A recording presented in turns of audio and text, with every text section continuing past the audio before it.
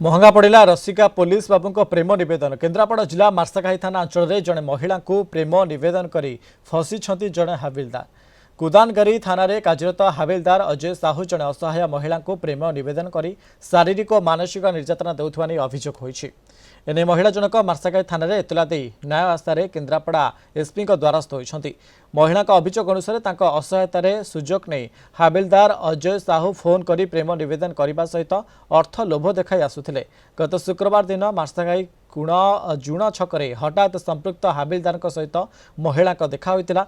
सेठारे महिला को अश्लील इंगित करथिले हाबिलदार जनक। पुलिस कर्मचारी होइतिबारु भयरे चुप रहिथिले महिला। एहा परे मध्य तांको कथारे राजी हेबाकु धमक देइथिले हाबिलदार बाबू। राजी नहेले दुष्कर्म सह जीवन मारी देबाकु धमक देइछन्ति हाबिलदार। महिला अभियोग आधार में हाबिलदार नारे मामला रुजु कर तदंत आरंभ कर मार्साघाई थानाधिकारी तपन नायक।